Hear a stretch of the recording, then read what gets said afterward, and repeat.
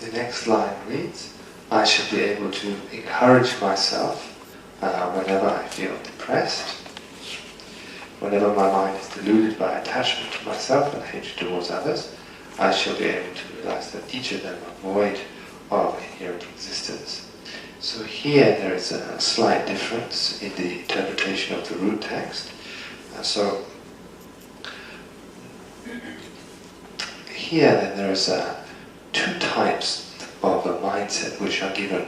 One is a mindset which is somewhat down or somewhat depressed, and there is one which is somewhat elated. So here then, if we think in a gross way, when we think of a mind which is somewhat depressed, which does not take any interest in anything at all, recognizing that we should encourage ourselves then through recollecting kind of the wonderful predicament that we find ourselves in, by recalling our friends, by thinking about the positive aspects of our being, etc., and the world we live in. And through that we should encourage ourselves out of this depression.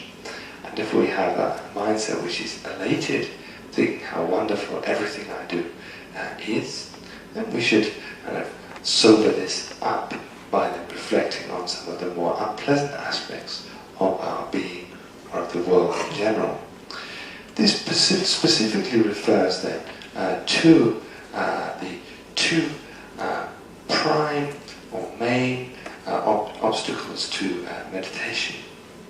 Here when we talk about what we can call excitement and then laxity. Laxity here then, let's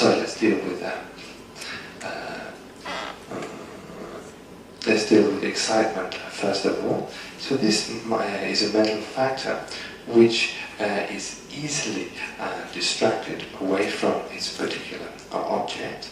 So in order to sober this mind, or to ground this mind, you might say, one should, in accordance with the instruction of meditation, where it says, for excitement, impermanence, etc. Here that refers to when one's mind is excited, we need to kind of bring it down somewhat, we need to ground it, or sober it up by the contemplation on the dissatisfactory nature of the three lower realms of existence, or the fact that one is going to pass away, one's mortality, impermanence.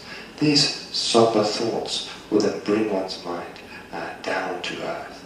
However, one shouldn't dwell upon these particular mindsets too much, because then there is every chance that one perhaps will get depressed, etc., or one's mind will kind of start to kind of go in on itself, but that is to say will kind of start to go into kind of a nullification.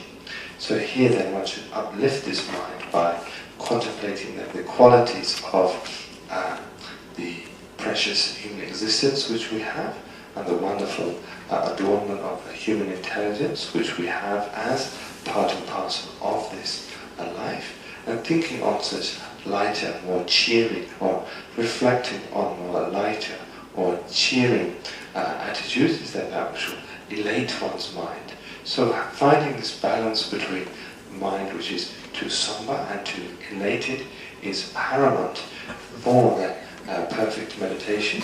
And whatever the case, whether it be the sombering thoughts or the elating thoughts, then one should reflect how these are thoughts which have not an atom of autonomous existence at all. Thus the last line is meditate upon the emptiness of both of these, the somber thoughts and the elating thoughts.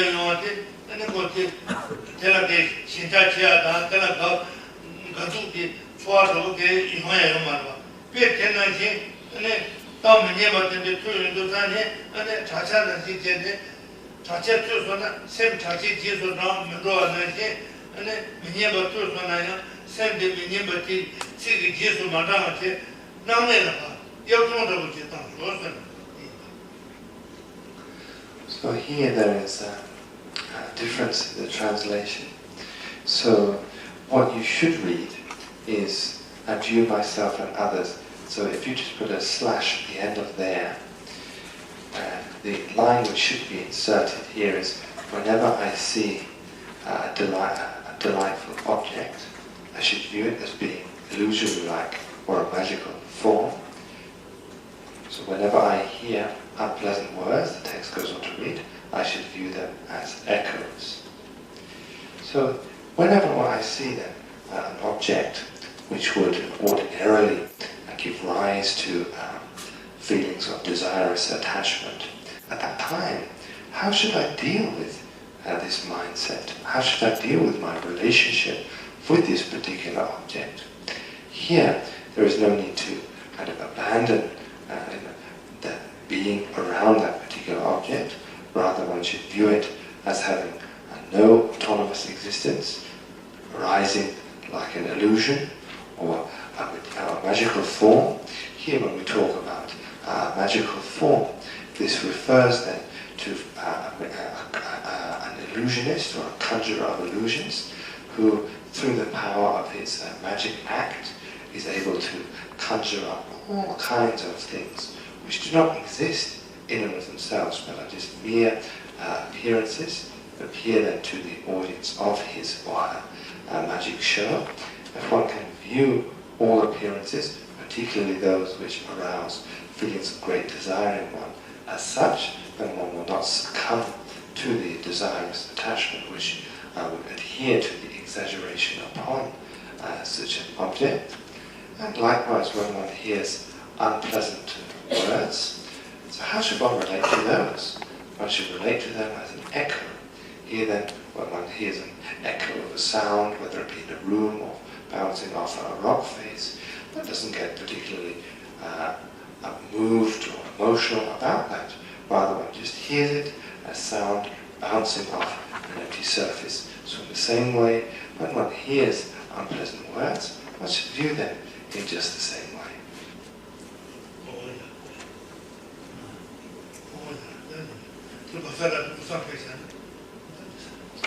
So we'll break now for 10 or 15 minutes.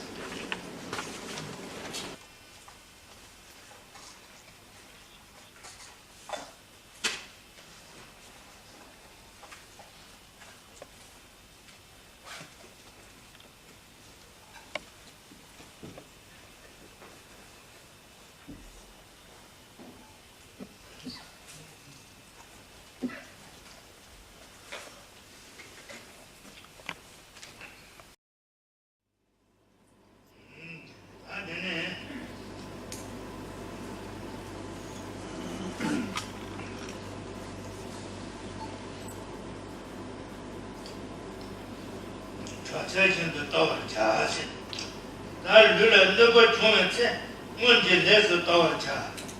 근데 공부를 신 어서 다 멤버다. 다 늘어 너버 총에 문제 내서 또 자신 기분도. 다 늘어 너버 총에 쓰는 늘어 되는 게 내가 나타나 뭔가 되는 게 내가 된다고 되는 게 너버 총에 쓰는 문제 내기 제수 또 지고가 예수는 that's what learning about something to do it and not me on the some of them. Yes, tell you look you should want that one out to get money levy and table in Batane and the ticket. And then opening the third of the television and Jita Mevati or the tea. When you less the tower, you Sultane and Shanam have a child. Marato Chitane, the order to many Nane, Marato, the order Shidagi, Mendenia, Dumende Shidagi, Mendova Chata. Zeti Hina, only a Rojo and Yame, Chi on the Tane, and the watch on by Hina. So, Nami, leg your said, leg your said. Dumne Jonsona. Mercer me give a less head. Not him. So then did you give us some attendant, they will go on to one year. You may give us some attendant, they will do hang to 1 year. This one. They do that.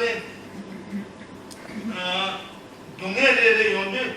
They give me the said one. They do that one channel. The watch on that.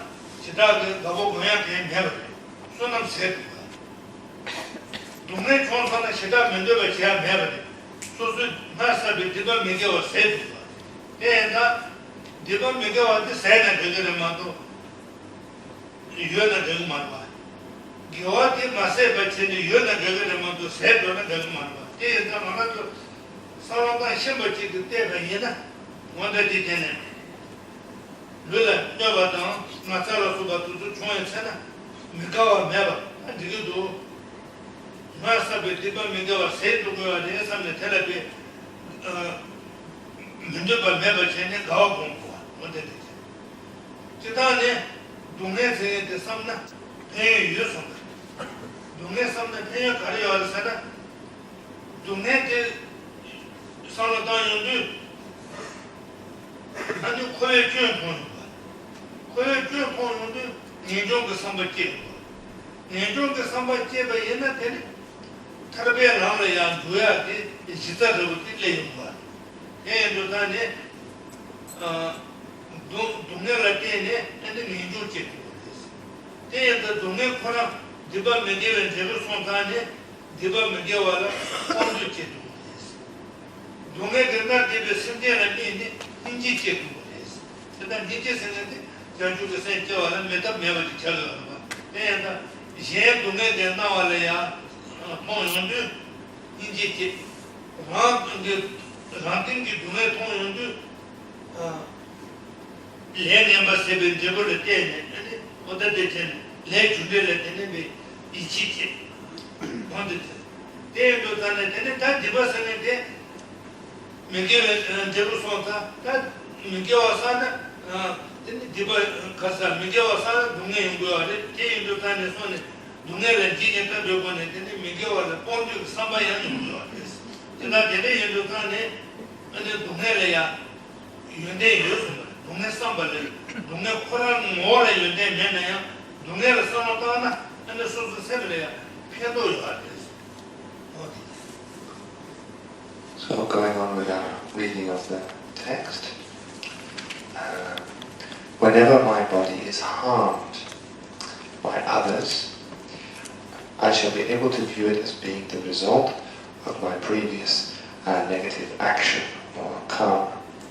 So here then, whenever we encounter difficulties, dissatisfaction and so forth, through having heard teaching about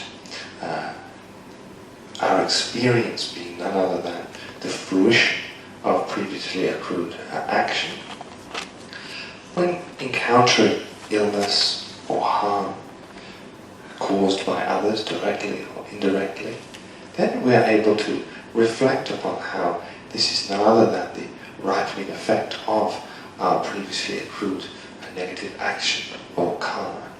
Through this contemplation, we are able to resist temptation to engage in all manner of kind of pitiful thoughts, thinking, oh, how sad am I, or what difficult circumstance am I, or how sorry, how everybody should be kind of sorry for me, and so forth.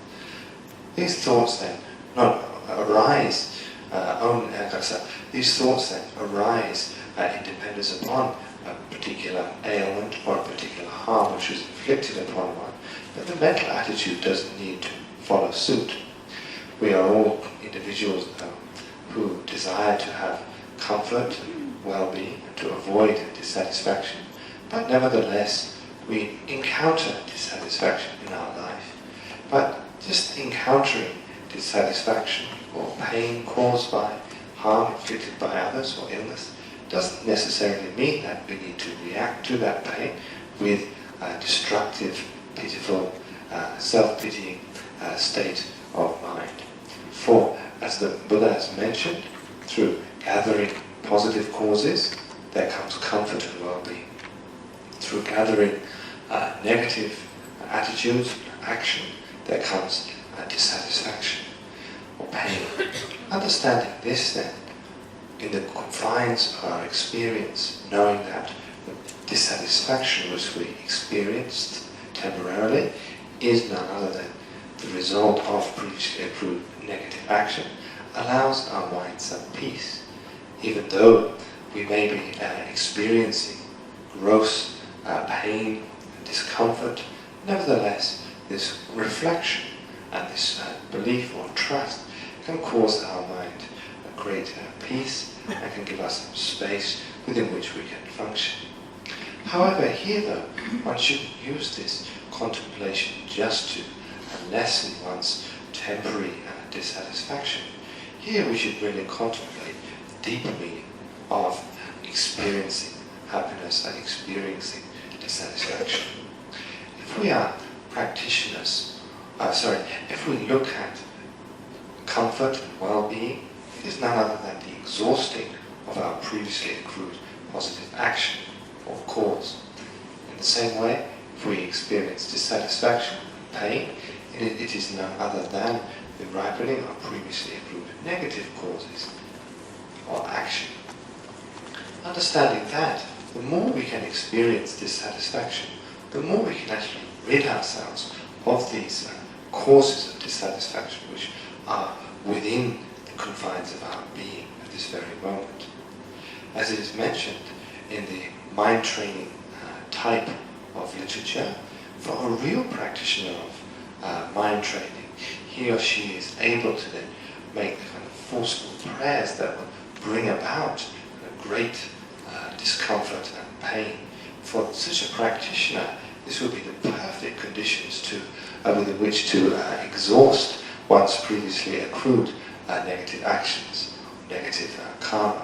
And such an individual is that when they encounter comfort and well-being, they are actually kind of a little bit disturbed, seeing as this is kind of the experience of previously accrued positive action. So wishing to utilize that to achieve the state of Buddhahood, having spent it on temporary comfort seems somewhat of a waste.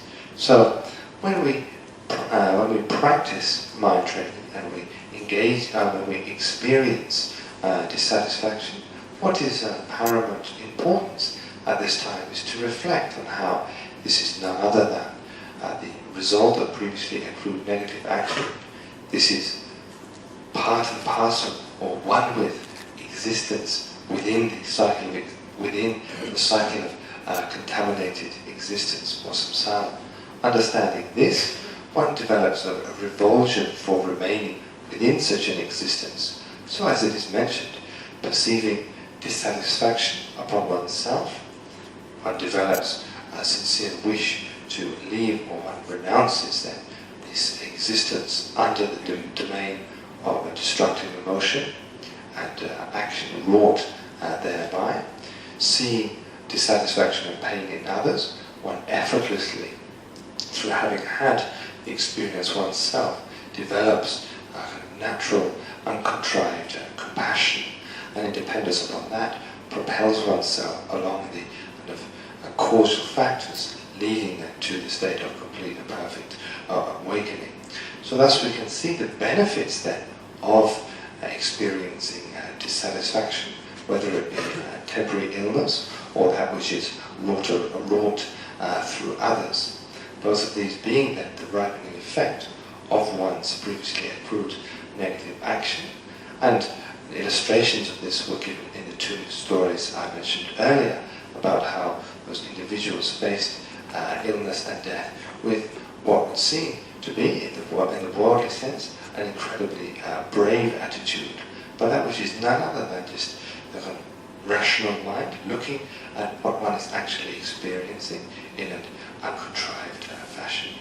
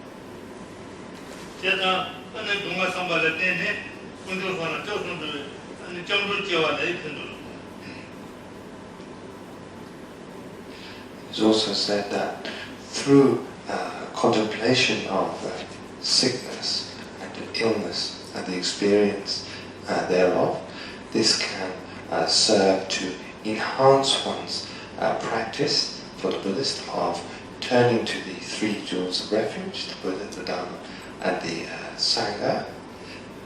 How is that, you may wonder? When we talk of going for refuge to the Buddha, the Dharma, and the Sangha, the causes of seeking refuge therein are twofold. That is, fear of the general and specific dissatisfaction or suffering within the confines of contaminated existence, that is to say, contaminated being under the domain of destructive emotion and action wrought thereby, or samsara, and a heartfelt trust in these three jewels, the Buddha, the Dharma, and the Sangha. So if there is no fear of the cycle of existence remaining within this contaminated existence, then there is no reason to turn to the three jewels of refuge. because there is a fear of remaining bound within this type of existence, then there is the fuel which allows one to turn to the three jewels and seek a liberation from this existence. So experiencing the pain which is a part of contaminated existences reinforces one's view of the contaminated existence as being a very dissatisfactory type of existence, and then wishing to kind of liberate oneself or to separate from oneself from such an existence becomes one's prime concern. And after having sought out refuge from the three jewels, through trusting in each and every one of those jewels, then one is propelled out of the cycle of existence by putting into practice the various instructions given by those three jewels. So here then, the two causal factors are fear and trusting faith. So if there is no fear, there is no reason to seek refuge. For example, in the resultant stage of achieving the state of complete and perfect Buddhahood for oneself, there is no longer any fear of the cycle of existence because one has completely transcended that. So there is no causal factor for turning for refuge to the three jewels. So we can say that the Buddha is beyond going for refuge to the three jewels because there is no causal factor therein. So this reflection upon dissatisfaction, whether it be when one is undergoing that dissatisfaction or experiencing that dissatisfaction or not, is primary in then enhancing one's resolve to then leave the cycle of existence and achieve the state of liberation.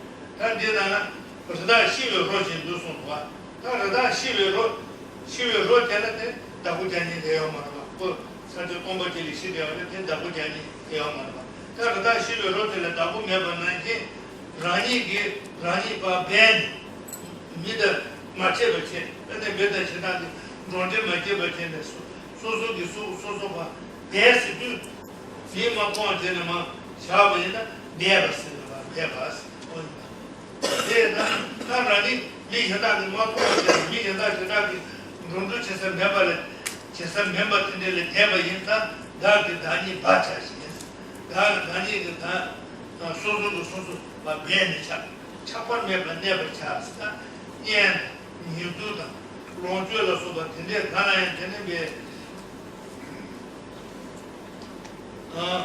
chapon member tinde yen do tane mi jide sene ane nare kana ya ki tato jingin ba shiwe kana ya ke mikito ko tane semde jingin ba ya tende be ba che ane nane be tato jingin be ba che shiso na mikito tane tende dunga jingin be ba che ane dabu mai ba che ane rujo le shiso na ane onde tende da karasa bole jatama nanjo ba ke tse do de rongo da dani bacha shista mi mongo tosa de mende tibu cheba yina bheva ma me sukanda mende bache mi ma to cheba yina ane soso rang soso de bheva ba hoya ne so chabane me bane bacha sta yena yudu to monjo da to phana ne ne chaji me bache na ranti bol de ne weke kumba ne bache ne cheba yina ane ta gijo de nangi pe eso. Next section is some advice for practice. Always abiding in solitude, like the corpse of a wild animal. I shall keep myself away from the temptation of meaningless activity and remain desireless. So here then, there is initially then the description of solitude, which is given. So here, the actual word which is used, the definition of which is a place which is at least 500 steps, so you might say 500 meters away from the nearest village or household. So this lonely, isolated place should be the one within which one engages in one's practice. A wonderful kind of hermitage is the best place for engaging in spiritual practice, like this wonderful place where we find ourselves now. This is a perfect place to engage in spiritual contemplation and so forth. So how then should one act when arriving in such a place? The next line goes on to read, like the corpse of a wild animal. Here then, with regard to wild animals who dwell within or atop the mountainside, we find that there are two, those carnivorous meat-eating ones, such as leopards and tigers, etc. But there are also those very quiet, very peaceful-looking animals, such as gazelles, such as deers, etc. And it is those wild animals who we should be like, in the sense that these individuals just go wherever there is nice grass, go very quietly, not causing harm or discomfort to anybody. They kind of just go to the mountainside, eat at the grass, and just graze there for a while, then move on to another place and remain there quietly, unlike those carnivorous animals which kind of kill and eat the flesh, and the very presence causes a great fear and discomfort in all the other animals around them. So one should remain like one of these deers and so forth, who then abide very quietly on the mountainside, but then when they pass away, they usually go to a very, very isolated place, and then within the confines thereof, pass away. So in just the same way they've passed away, there is nobody who's going to count their head, so to speak. There is nobody who's going to go looking for them. They can just go to that place, and they can pass away very easily. And in just the same way, we as practitioners should go to a very isolated place where there is nobody to watch us, where we can just engage in the spiritual practice without distraction of worldly or ordinary pursuits. This is, of course, at best, it's not a mandatory thing, but at best then, if one can live in such isolation, one is kept away from the temptation of meaningless activity. That is to say, one keeps oneself hidden from meaningless activity, hidden in the sense that one is away from desires to desire in the sense of wishing to engage in various activities, or desiring to engage in activities, desiring to communicate with others, distracting oneself from one's spiritual practice, desiring to engage in all business transactions, etc. One can, if one hides oneself away, remain perfectly within the confines of one's spiritual practice, just practicing away without anybody to tell one what to do, to count one's head, or to expect things from us. And therefore we are able to achieve spiritual awakening or spiritual realization, and therefore having made a good use of this existence. Whereas if we are just to remain within the world, there is nothing wrong with that in and of itself. But what we find is that there are a lot of distractions to spiritual practice. There are a lot of desires for activity, desire for this life. And when these are not met with, then there is dissatisfaction within this life, or dissatisfaction at the time of passing away.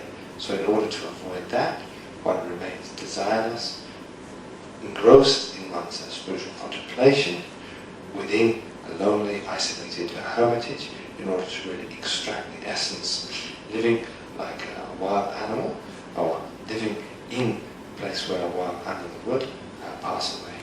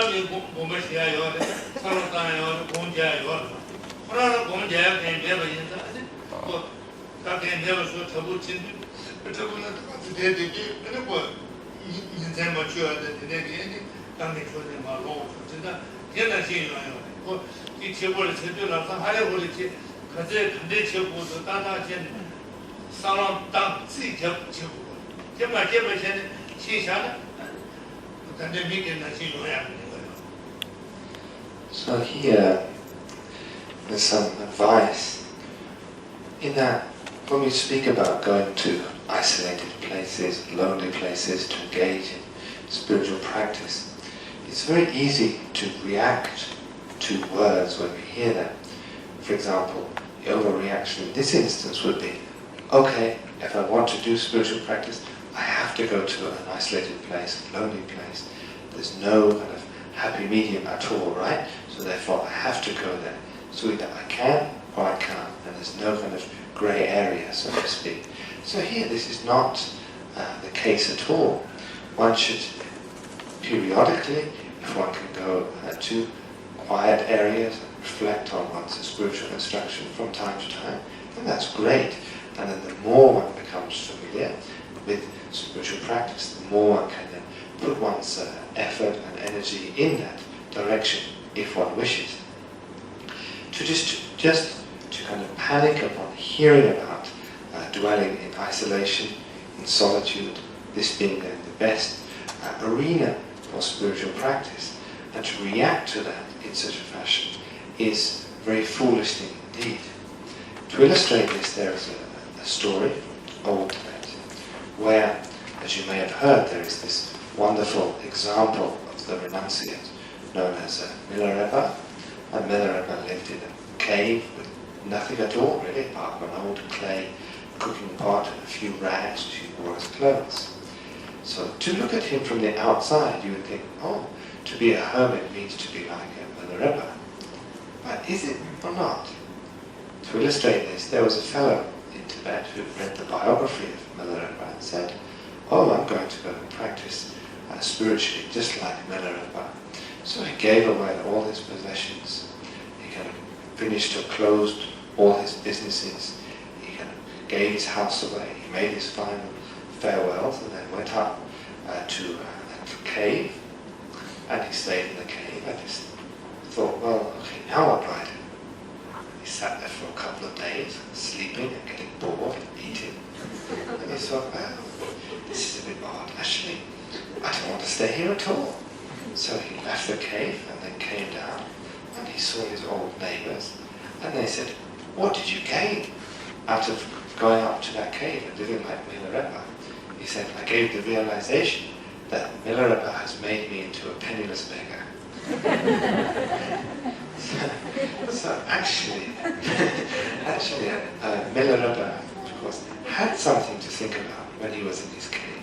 He had his teacher's instructions, he had his meditation instructions, and he had his meditation advice, and he was qualified to lead such a renunciate's life. So he did so. But however, this fellow, he didn't have any instruction. He maybe had a little bit, but certainly it wasn't enough to warrant his living in complete isolation. So what actually made him this penniless beggar was his kind of attitude. His kind of attitude which jumped to the conclusion that if I wish to do spiritual practice, I have to go to this isolated place and give away all my possessions and live a very poor life. So this is not the case at all. If one can, periodically, then make retreats, slowly building up one's spiritual practice, then this is great. One kind of works within the confines of the situation in which one finds oneself, aspiring, of course, always to go to such places at some time, whether it be for the duration of one's life or just for a couple of days, to give oneself the space to develop one's spiritual practices.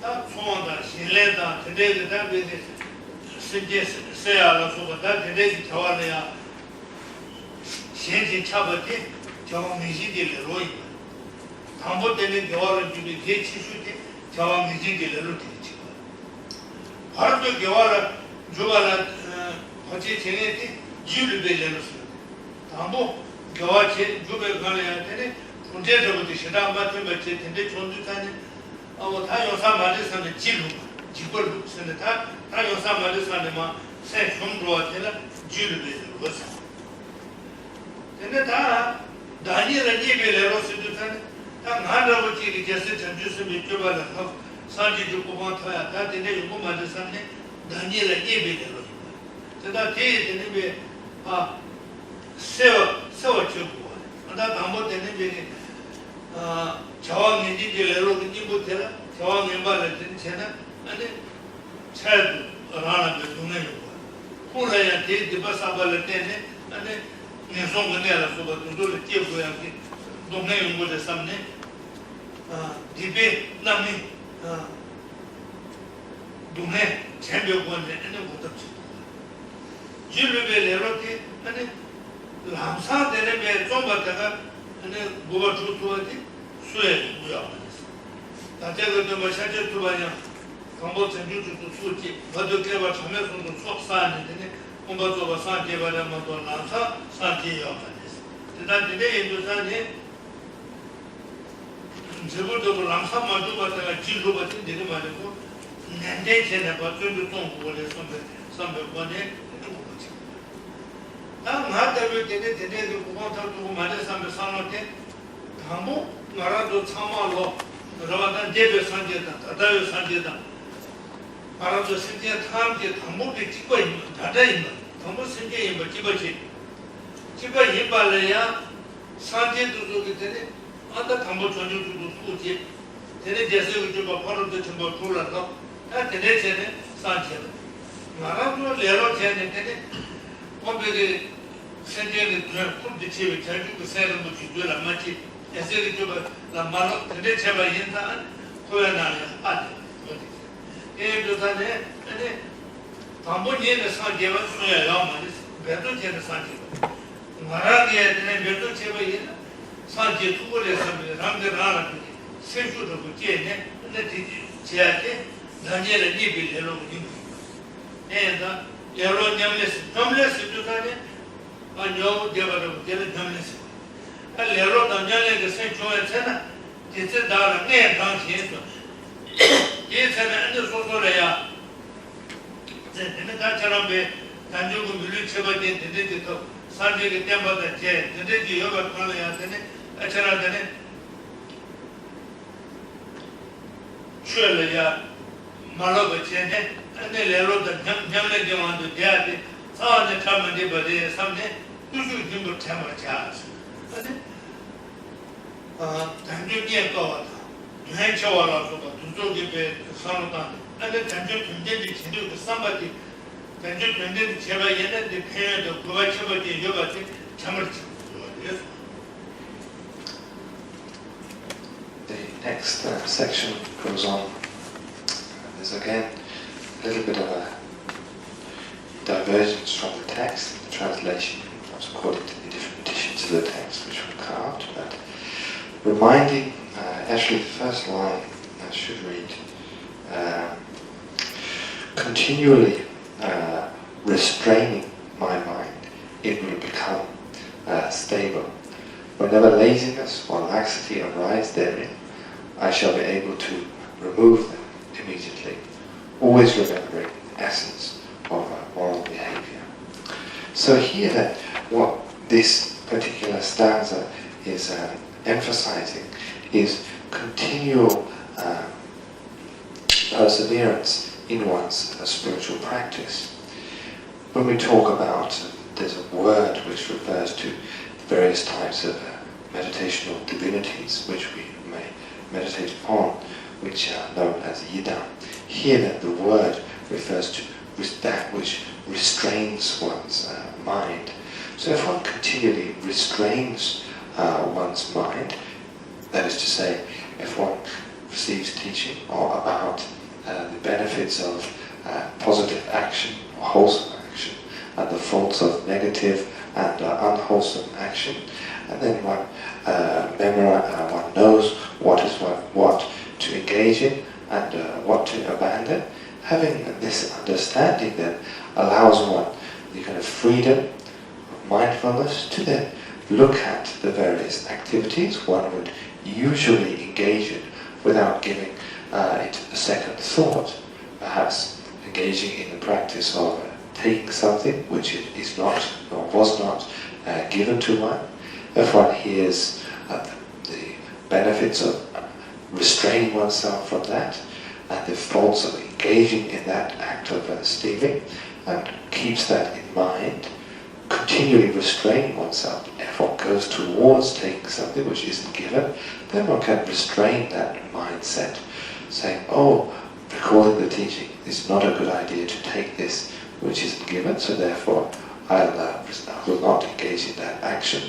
Or in generating hostility towards others, if one receives instruction on the benefits of restraint from hostility and the faults of engaging in hostile actions towards others, then when through the force of familiarity the thought to engage in hostile encounters occurs, one is able to recognize that at the moment of its arisal, and then one is able to restrain oneself from that engagement, from engaging in that particular action.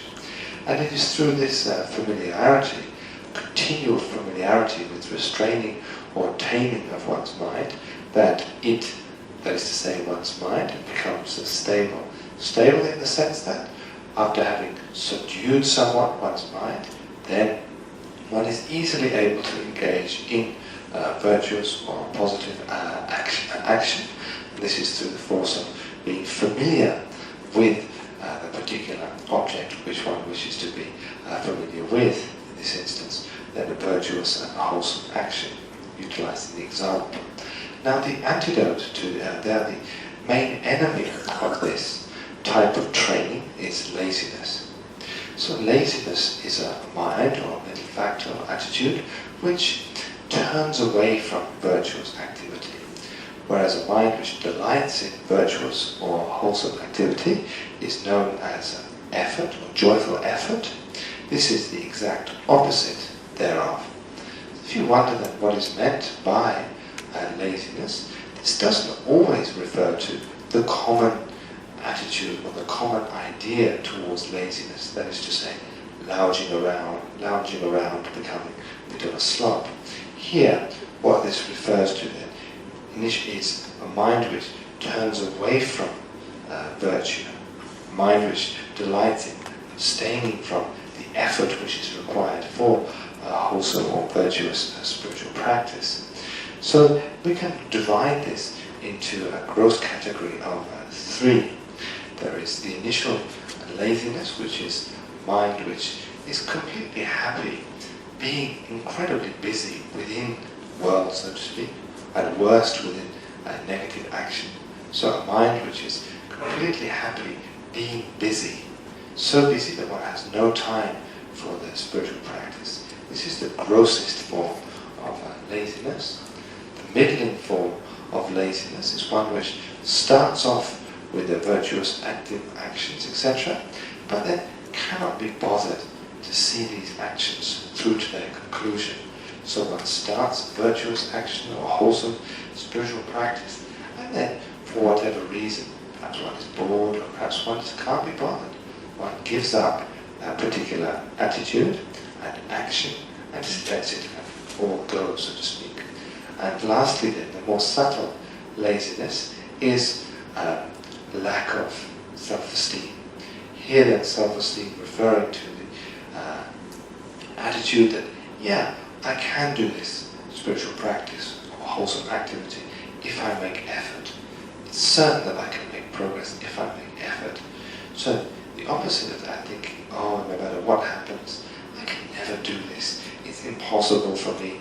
These practices are too difficult. I shouldn't bother. I should just give up now. This is the more subtle and cunning type of laziness, which would render one's spiritual or wholesome activity now. So one should continually be on the lookout for laziness and then this kind of lax behavior within one's mind, utilizing the factors of introspection and mindfulness and so forth. And when they arise within one should notice them and then distance oneself and then finally eliminate them from one's mind. And the best way to put oneself within the confines of wholesome action is to, as the last line reads, continually remember the essence of moral behavior or ethical discipline, understanding ethics as the foundation for progress in one's spiritual practice. One should continually bring this to mind again and again through the force of familiarity, experience the fruition.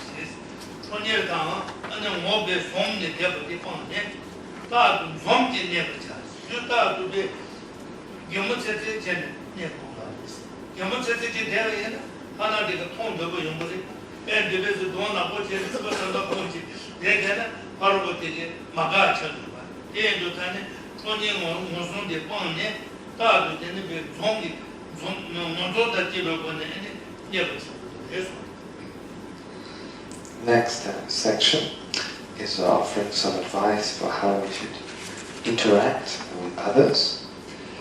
Whenever I meet others, having removed angry behavior, I should be able to speak sincerely and frankly with a smiling face.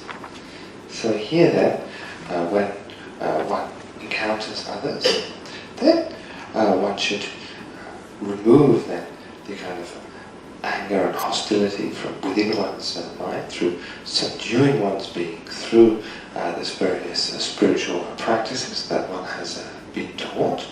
And having removed such a hostile attitude, one should, when encountering others and engaging in conversation therewith, speak in a very friendly, very sincere, honest and open way, without any kind of cunning, without any kind of wish to deceive others. One's whole being should be an expression of one's inner peace. One should, wherever one goes, always have a kind of smiling, relaxed looking demeanor. Otherwise, if one kind of sits there with a sulky frown upon one's face, people will probably run away. So it's very important for the when encountering others to be very open, very sincere, honest, and at all times have a kind of smiling face.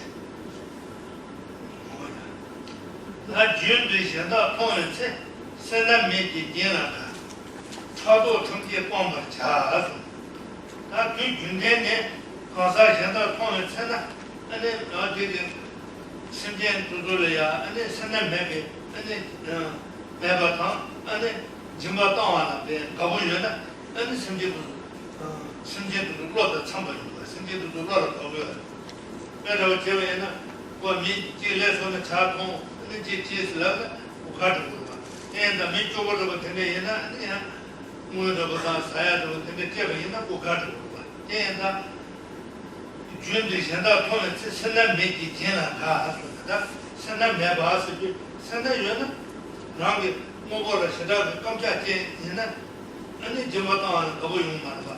내가 유선난 내가 라린 김바라 가. 어디다 선난 미기 되는가. 파도 단지 뽕을 차서다. 진다베 노르다 연대다 템버 tendel야 차도 뽕. 간지다 세계 현다 통을 세다. 나를 말을 신디야냐. 아니 7岁만 지버지. 아니 선난 매바다 김바다 와나 가와지. 라가 냠바지나 텔레데는 비리 대세다 마지버지. 라를 투어지나 텔레 차도 마지버지. 차도 탐지 뽕을 차서 난지 당이. 라를 매발이야 냠주 마지버지.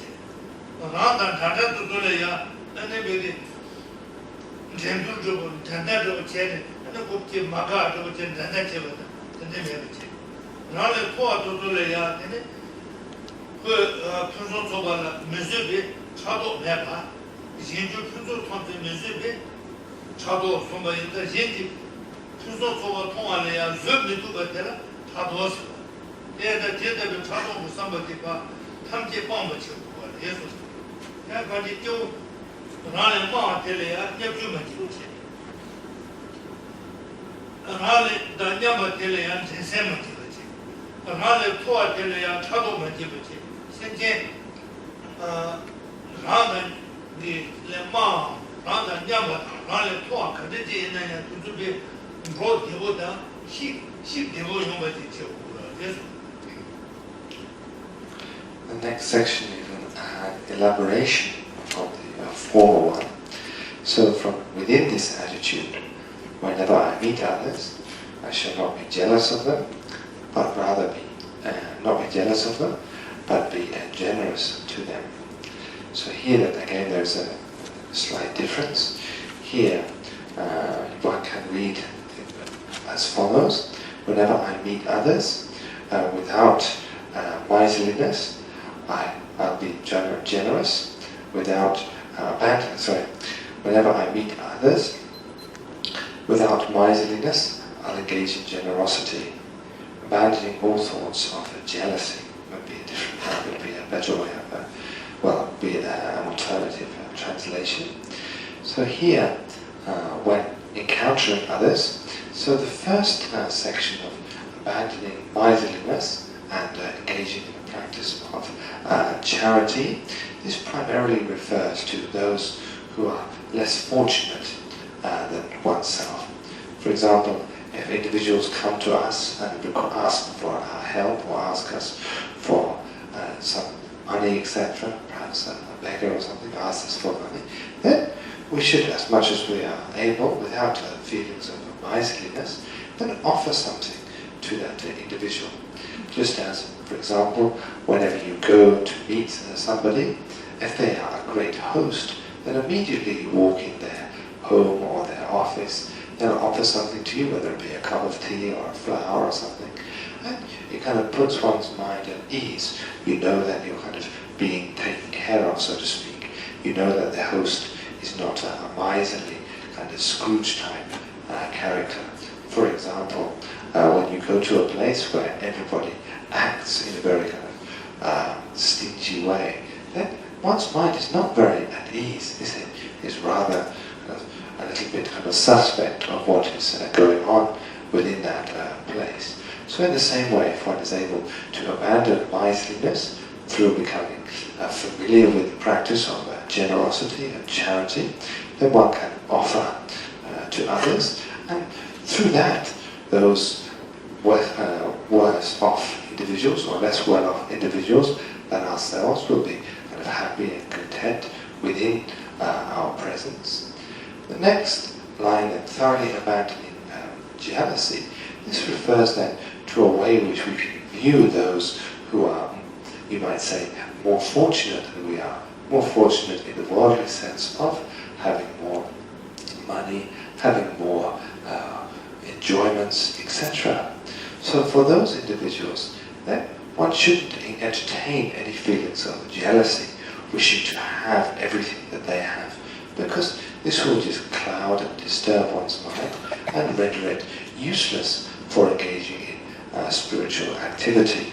So then, abandoning jealousy towards those who are better off than oneself. So this leaves then a third category, which isn't mentioned here, which is those who are, you might say, on an equal footing with oneself.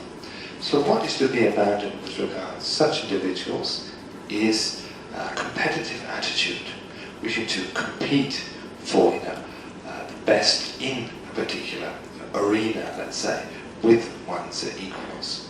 So here, if one thoroughly abandons that attitude, then wherever one goes with whomever one engages, then one will continually be at ease, and those who encounter one will be pleasantly surprised at one's demeanor. So that for those who are more well off than we are, in the kind of commercial sense, then we should not entertain jealousy. For those who are on an equal footing with us, we should not entertain feelings of competitiveness. And for those who are worse off than us, we shouldn't act in a miserly way, but rather look after those individuals as much as we can, offering charity or offering whatever they may need to make their lives somewhat easier. And if we can entertain those attitudes, then we are putting ourselves in the kind of refined arena for spiritual development.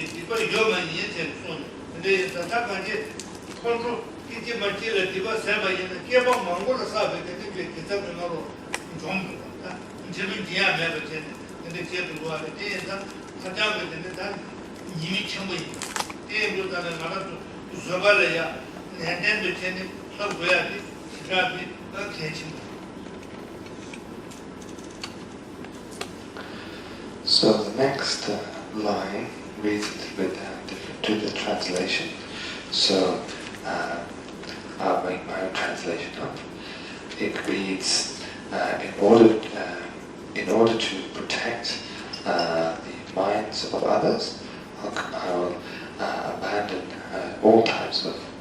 abandon all disputation, continually abiding within patience.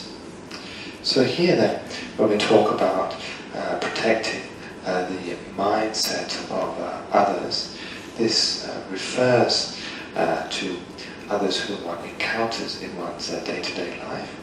If, because of adverse circumstance, one meets others who would like to debate with one or dispute with one, then every chance that perhaps if it goes against that person's wishes, that they may develop a hostile attitude.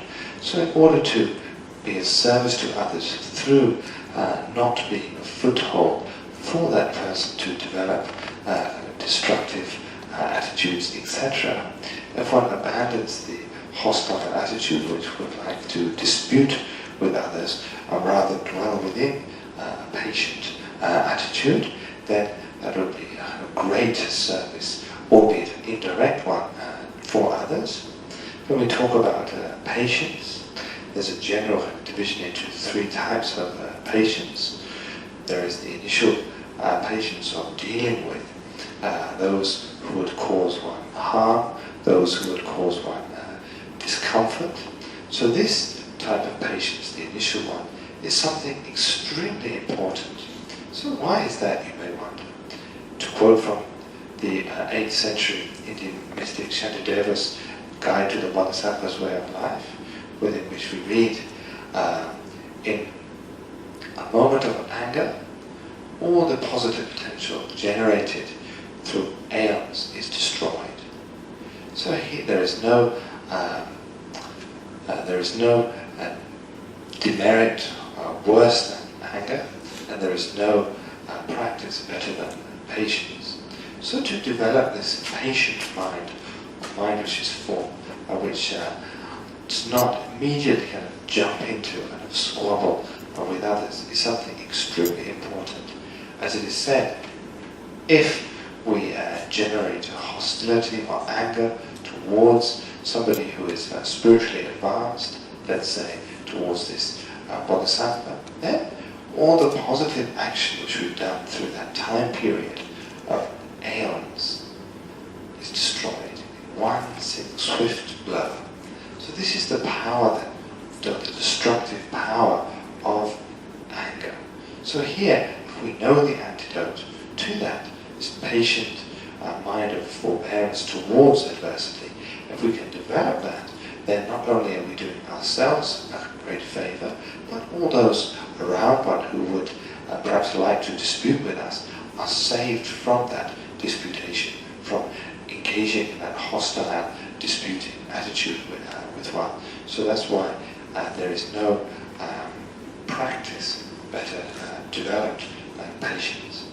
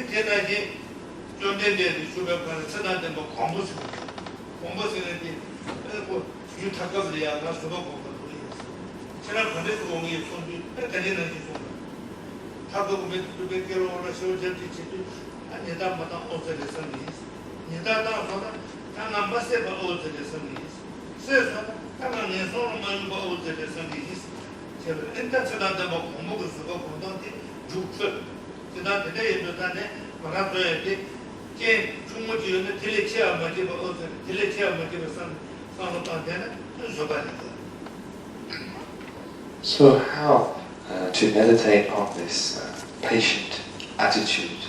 So here this is a practice which is done within the confines of engaging with others. When one engages with others and they provide the stimulus for patience, they are the condition which perhaps would allow us to engage in or to develop hostility, but they are also the condition that would allow us to practice patience. So here then the meditation or the contemplation which one should familiarize oneself with is, for example, if we are scolded, how would we react? Usually, whether there is a reason or there isn't a reason, we would have the attitude of a victim, or we would say, how dare this person pick on me? We would develop kind of adverse kind of anger towards them, or righteous anger towards that person, and that anger would serve as the fuel which would then be thrown into the fire of the other person's anger, and then this would just bounce back between the two of you and then increasing this anger. However, if one changes one's stance, for example, if one is scolded, one steps back from the situation and thinks to oneself, oh, he scolded me, but at least he didn't beat me. And then, if the person does jump up and starts beating one, we can think, oh well, at least he didn't kill me. And now here comes the kind of plus point. If he does kill one, then we can think, well, at least he hasn't thrown me to the kind of lower realms of existence. Because it is not an external enemy that will throw one to the hell, the spirit, or the animal realm, but rather it is the destructive emotions within one that will throw one to such a miserable state of existence. So that is how one should meditate upon patience. It is pointless just to sit down, close one's eyes and say, oh, I'm meditating on patience, aren't I great? This wouldn't get one anywhere. To illustrate this point, one of my teachers, the late Kurulama Tenzin Gyaltsen, he mentioned a story. There was a fellow in Tibet, and he was doing exactly that. He was sitting very properly, with his eyes closed, and then a young boy came past and he said, hey, what are you doing? And this Lama opened his eyes and said, I'm meditating on patience. He said, ha ha, you meditate on patience? Go and eat shit. Yeah. To which he replied, what, me eat shit? You go and eat shit. Immediately he gave rise to a sudden anger just at the condition of this young boy's kind of cheeky insult. So where was his practice of patience at that particular time? There was another example, a person called Kampu, at the time of the historical Buddha, who then desired very much to test his practice of patience. And so then he was asked by his contemporaries, where are you going to practice patience? To which he replied, oh, I'm going to the border countries where the people are real savages. And they said, well, how are you going to practice? To which he replied, if they insult me, then I'll think, it's great, they're still not beating me. If they beat me, then I'll think, oh great, well they still haven't killed me. And if they kill me, I'll say, well great, at least they haven't thrown me to the lower realms of existence. So if one understands that this contemplation, that whatever happens to one, there could always be something worse. And so it's not really that bad, the predicament one is in. It's not really that unbearable. If one can step back from the situation and dwell within that attitude, then there's no condition or foothold for destructive emotion of hostility to arise. Then one will keep one's own peace of mind, and the situation of hostility shown towards one will in of itself fall down or be subsumed.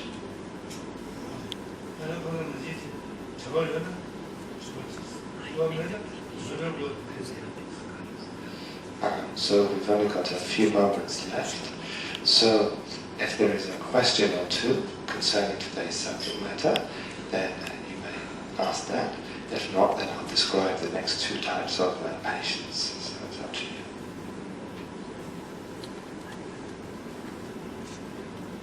Any questions? Somebody asked today, what is virtue? And I think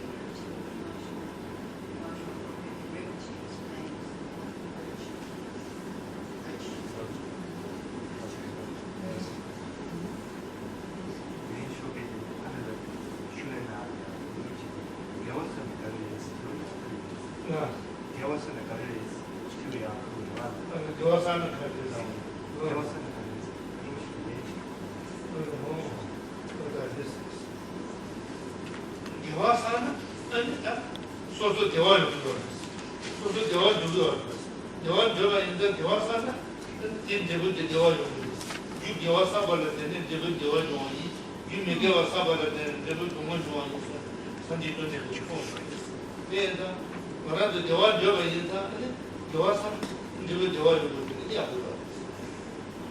So, did you all hear? The question was, what is virtue?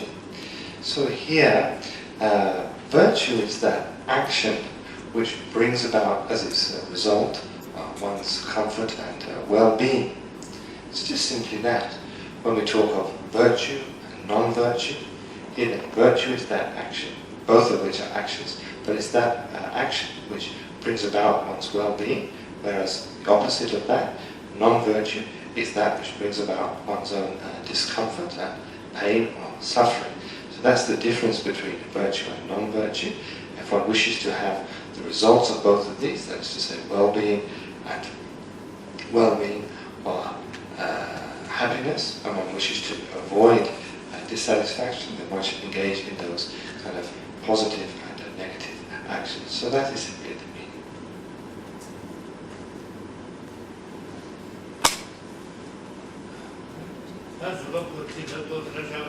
So, is there any other question? Okay. I have a little question, not really important, maybe you can. We talked about going to a retreat to go away from worldly activities for a while, and I wanted to know how we can act while we in the world without doing meaningless worldly activities, because if we go to work, if we go to study, everything we do is like sorry.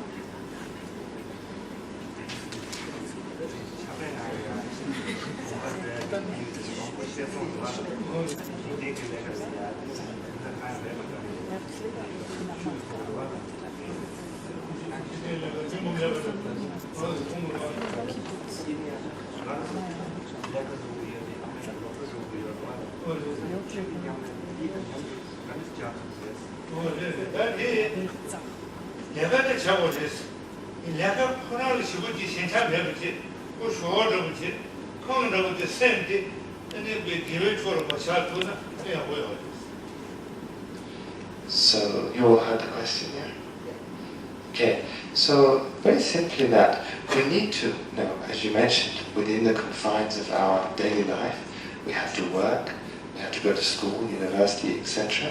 So we shouldn't just kind of remove these activities, rather we should engage in these activities. But here the difference between a person who's engaging in the spiritual discipline or practice and one who isn't is that the spiritual practitioner engages in those actions, but along with that comes the spiritual practice of watching one's mind continually, making sure that one's mind remains within a kind of spiritual or within a kind of positive and wholesome framework, whereas the person who doesn't engage in such action falls under the kind of control of the kind of workplace and the destructive emotion that comes as part and parcel of that.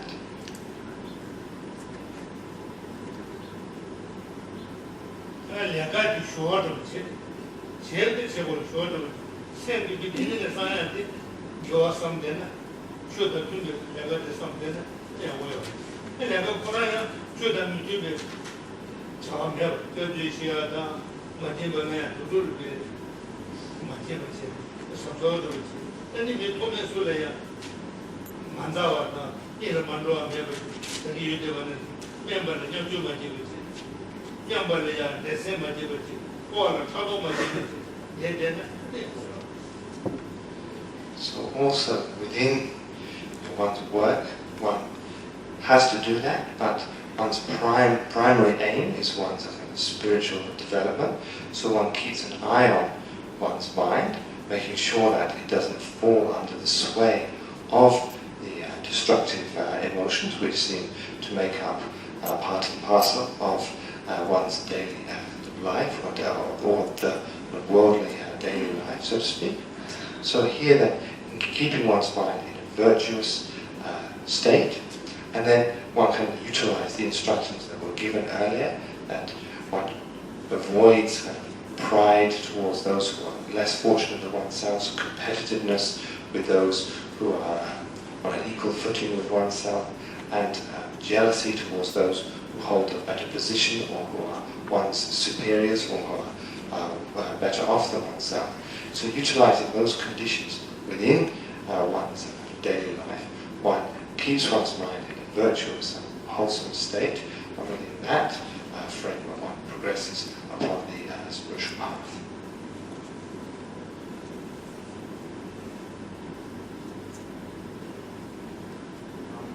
Rinpoche explained about the qualities of the teacher and the importance of finding a teacher at the beginning of the path. We all know the presentation of the Lamrim, the teacher is the foundation of the path.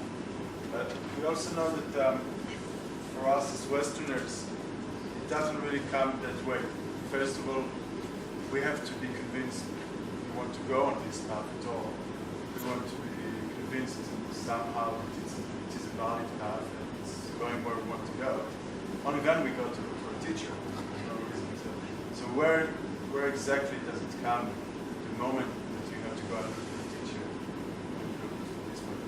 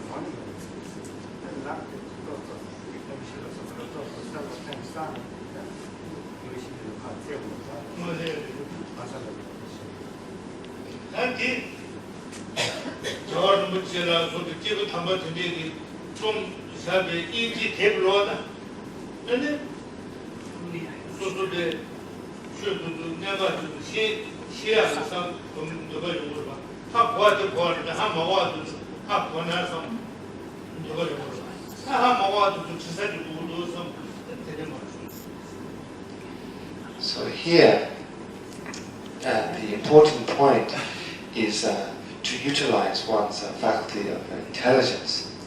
So with regard to the spiritual path, one needs to contemplate what that actually means, what actually constitutes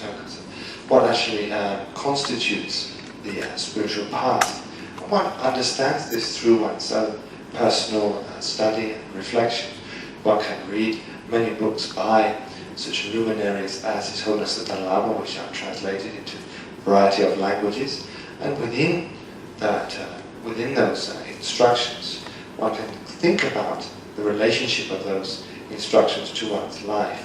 What the point one will come to, the more one reads and the more one contemplates and the more one tries to meditate, is that one will run up against a wall. One will be confused about how actually to engage in the spiritual path, how to make the dry words of a book come alive within the kind of moistness of one's experience. And it's at that juncture when one can no longer function alone, one will really see the necessity of finding the fully qualified spiritual teacher. And it is at that moment that one should be looking for one's spiritual teacher.